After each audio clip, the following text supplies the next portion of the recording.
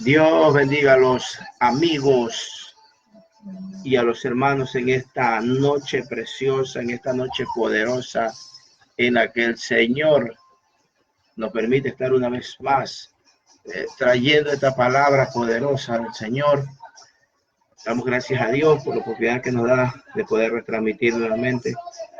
Como le decíamos, todos los lunes estamos retransmitiendo lo que es la bienaventuranza. Y los días viernes estamos retransmitiendo lo que es el reino de los cielos. Miren, amados hermanos, amigos, los que nos escuchan a través de las redes sociales. El propósito, como siempre hemos dicho, es de predicar la palabra, enseñar, sin fines de lucro. Nosotros tenemos un canal en YouTube.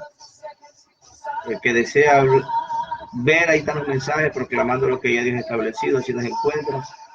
Ahí están los mensajes que nosotros estamos retransmitiendo. Y en esta noche vamos a hablar acerca de la bienaventuranza, la cuarta bienaventuranza. Dice el libro de Mateo, capítulo 5, verso 6.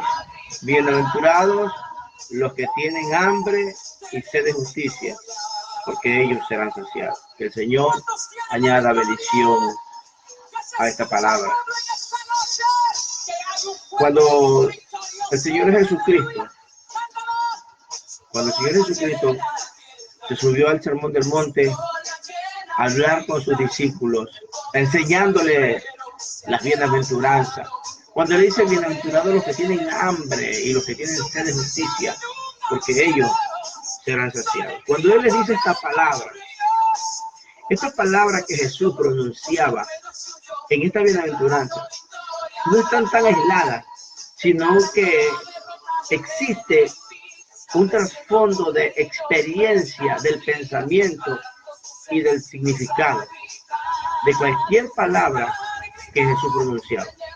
Tuvo una impresión totalmente diferente en los discípulos cuando ellos escucharon esta palabra, de las que nosotros pudiéramos tenerla, porque Él le dice bienaventurados los que tienen hambre y los que tienen sed de justicia.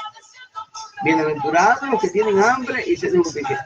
Para los discípulos fue algo que ellos, al escuchar esta palabra, ellos pudieron entenderla con claridad. Porque una de las cosas es que en esos tiempos la pobreza era tremenda.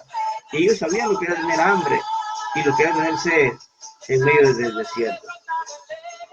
Hoy en día esta palabra para nosotros quizás tiene hambre y sed de justicia, no tengan el mismo significado que tuvieron para ellos en aquel tiempo. Pero cuando él dice tengo hambre y sed de justicia, en otras palabras, sus discípulos entendían con exactitud lo que Jesús les estaba diciendo. El hecho es que muy pocos de nosotros, en las condiciones modernas de la vida que nosotros sabemos, ¿qué puede decir hoy? Yo tengo hambre o sed. Si usted sabe que usted va a una tienda y usted compra un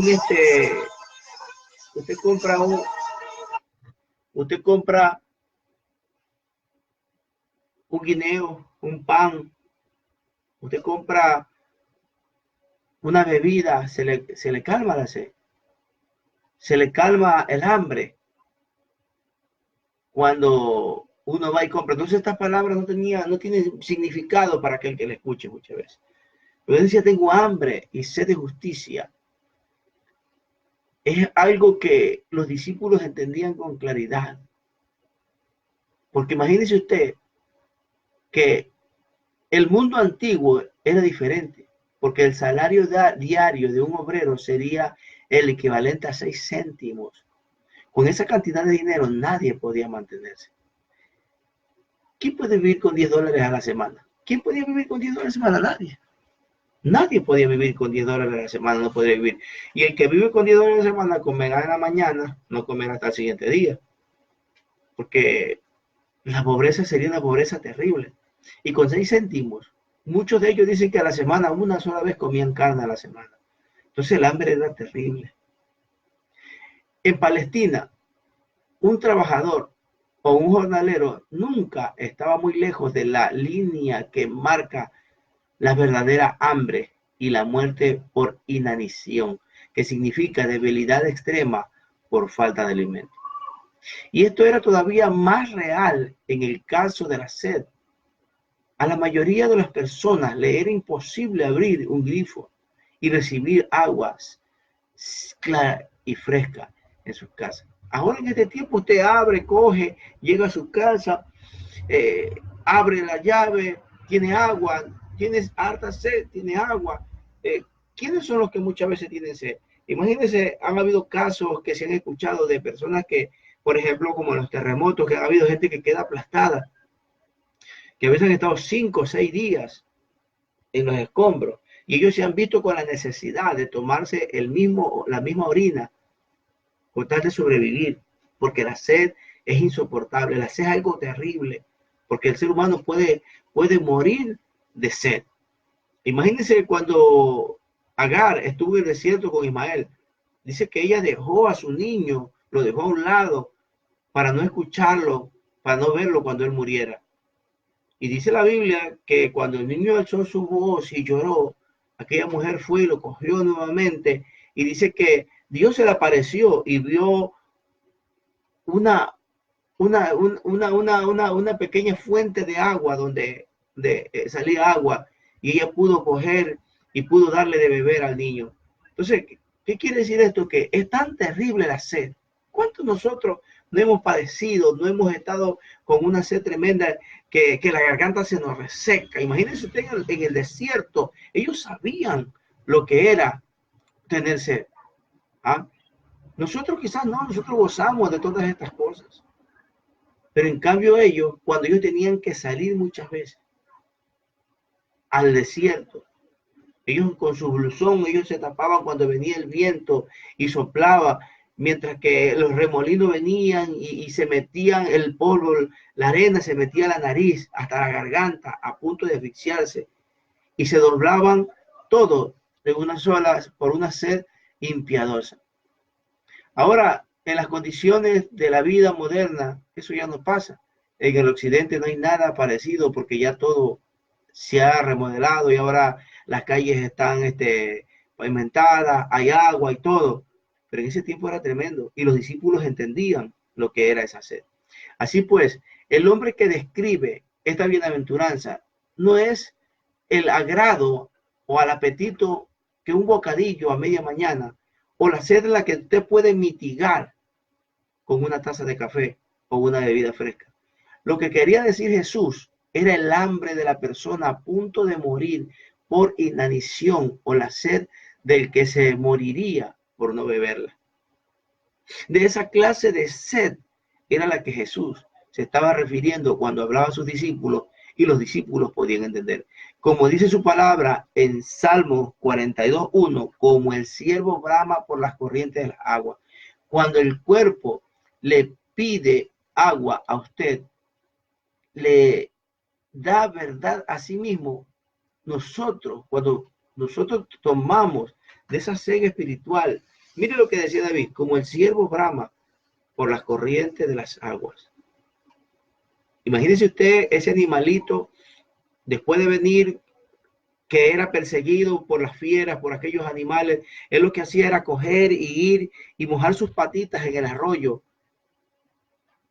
Incluso hoy en antes, mientras estaba en el trabajo y con ese sol que estaba haciendo, mientras estaba trabajando, cuando ya me iba de retirada, yo cogí y me eché un poco de agua en los pies y que es algo que refresca, algo bonito, uno siente un alivio, siente algo maravilloso. Y yo me acordé de esa palabra y le decía al compañero con el que estaba trabajando, le digo, por eso que el salmista David decía como el ciervo brama por la corriente del agua, porque ellos bajan a refrescar sus patitas para ahí tomar esa agua, perder el rastro también de los animales que los persiguen para no leer y coger fuerza para volver a correr. Así decía el salmista David. Imagínense esa sed que debemos tener. Ahora, ¿y de qué tenemos nosotros que tener sed? Del Dios vivo. No de los hermanos, sino de Dios, porque solo en Él encontramos descanso para nuestras almas. Muchas veces Hay gente que se ha encariñado con ciertos pastores, con ciertos hermanos, y a veces van a las iglesias más para escucharlo a ellos que para escuchar la palabra de Dios, para verlo a ellos que para ver a Dios. Cuando nosotros debemos de refugiarnos es en Dios, tener confianza en Él, alegrarnos con Él, sentir esa necesidad, esa sed de venir, de estar delante de su presencia.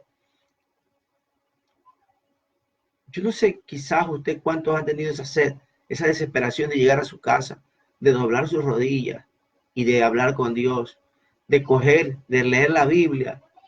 O sea, no sé cuántos habrán tenido eso, no sé si usted lo habrá tenido, pero si no, usted no lo ha tenido, esta es la noche en la que el Señor le llama y le dice que usted tiene que tener esa sed, esa desesperación de ir, de estar todos los días en la iglesia, de estar todos los días en su casa, tener esa intimidad con Dios, de no acostarse sin arte orar, de no levantarse sin arte orar, de no salir de su casa sin leer la Biblia. Eso es lo más maravilloso que pueda haber.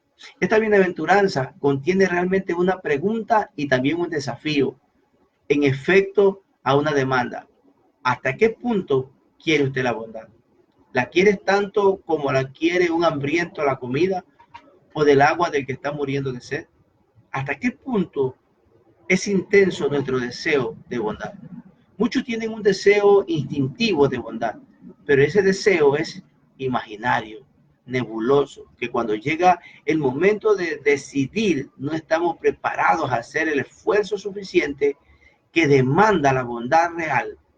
Bondadoso es una persona que se inclina a hacer el bien, es apacible de genio. Ejemplo, Pedro.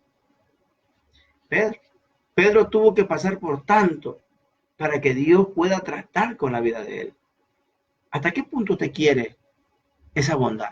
¿Hasta qué punto usted realmente la desea? ¿A medias o la quiere totalmente?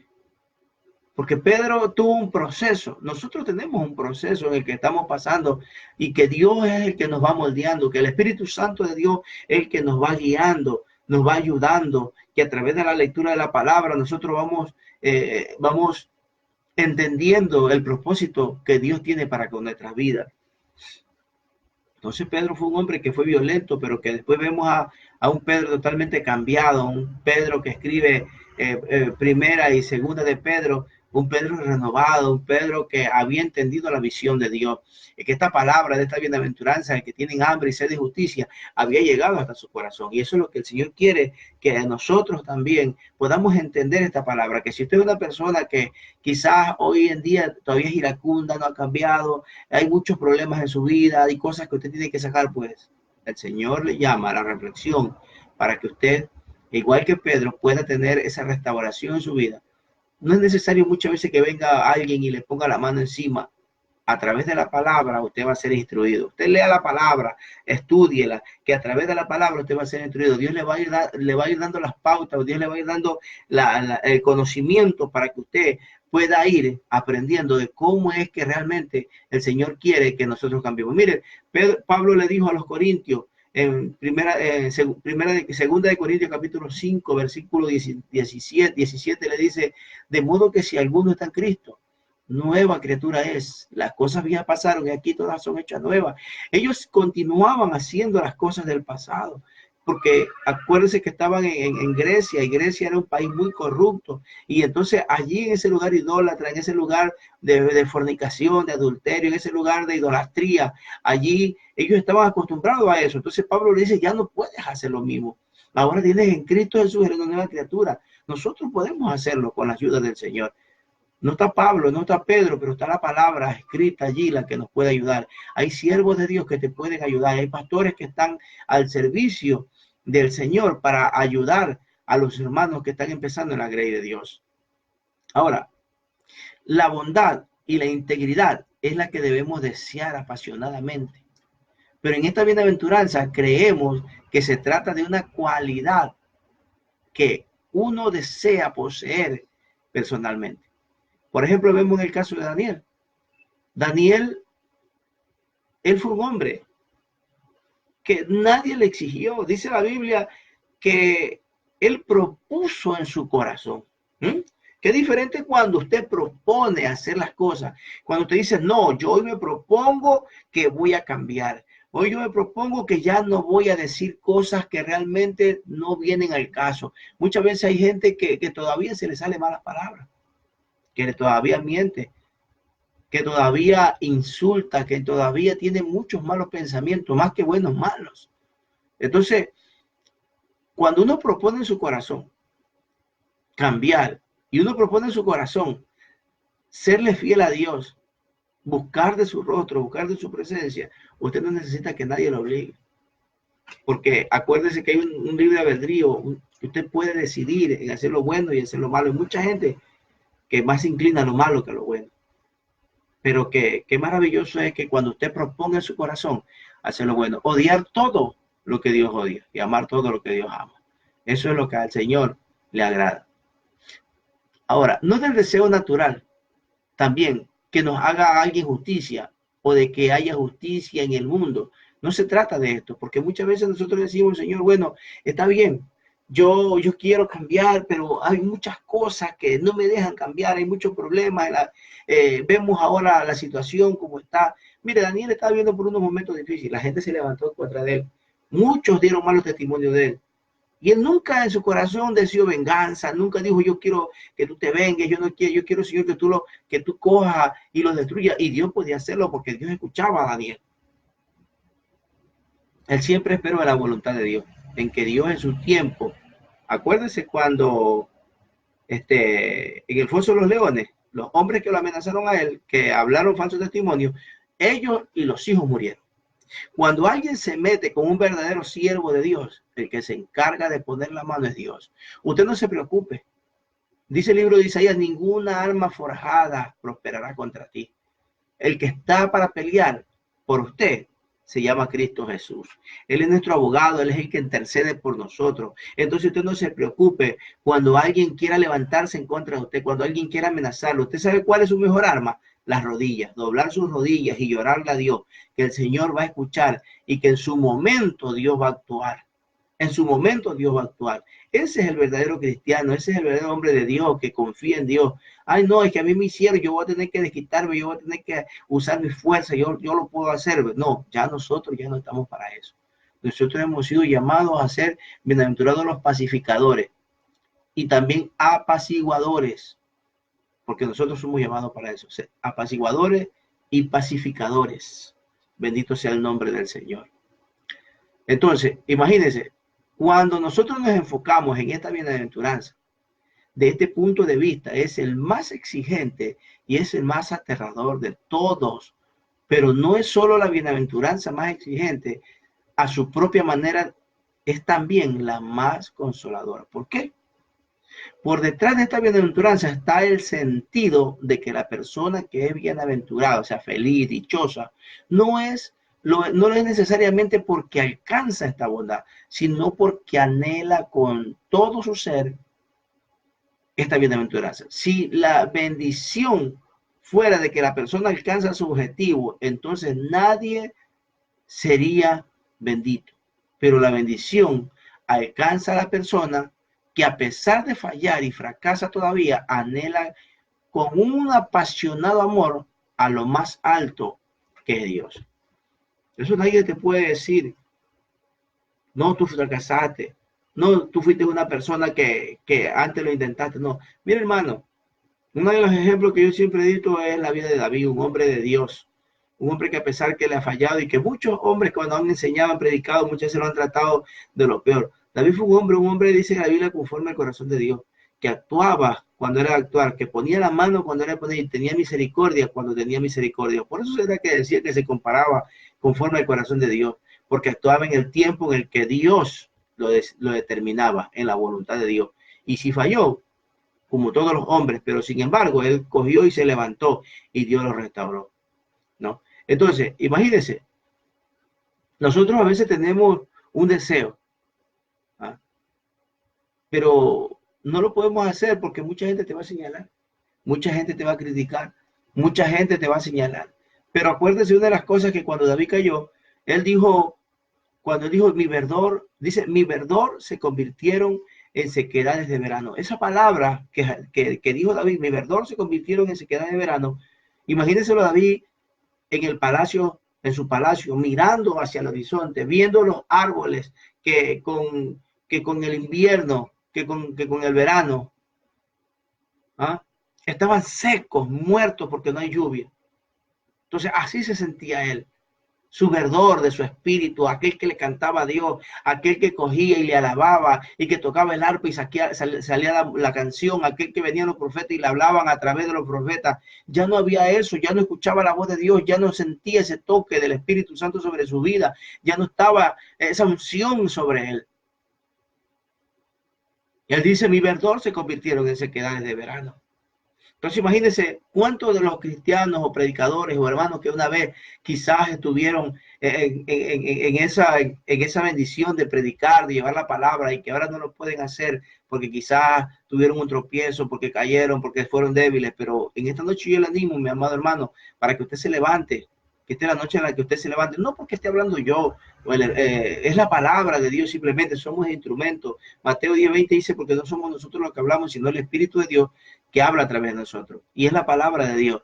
Si usted ha caído, si usted está mal, si usted tiene un problema, algo que quizá le esté molestando, no dejarlo levantar, pues esta es la noche en la que Dios le da la oportunidad para que usted se levante, para que usted sea restaurado. Usted ha sido un instrumento de Dios. Usted es una arma de guerra en la mano de Dios y tiene que levantarse, tiene que predicar. No importa, la gente lo va a señalar, la gente lo va a hacer. Eso es toda la vida, siempre ha sido así. Siempre está el dedo acusador allí. Siempre están los parientes del hermano mayor dentro de las congregaciones. ¿Para qué? Para juzgar, para señalar. Pero usted, así como David y así como el hijo pródigo que dice que él decidió en su corazón volver y arrepentirse, pues dice la Biblia que el padre está siempre esperando a que el hijo vuelva. Y si usted decide volver, pues el Señor está con los brazos abiertos para esperarlo. Mientras haya vida y esperanza. Bendito sea el nombre del Señor. Lo más maravilloso del hombre no es que es pecador, sino que aún en su pecado le acecha la bondad de tal manera que hasta en él todo, nunca puede olvidar del todo a su Creador. En Primera de Reyes 8:18 vemos nosotros el relato de David, que él quería construir el templo, pero nunca lo pudo lograr. Dios le dijo, no vas a ser tú el que lo vas a hacer, sino que le dijo que era su hijo el que lo iba a construir. Pero sin embargo, su misericordia, la misericordia de Dios nunca se apartó de él. Dios no lo juzgó, porque Dios no nos juzga a nosotros, no por nuestros logros, sino también por nuestros sueños. Porque aunque el hombre muchas veces no alcanza ese sueño que tiene, pero sin embargo, Dios en su infinita misericordia lo ve con amor, con agrado, porque sabe que en su corazón está el deseo de trabajar, está el deseo de seguir adelante. ¿Cuántas veces nos hemos sentido frustrados?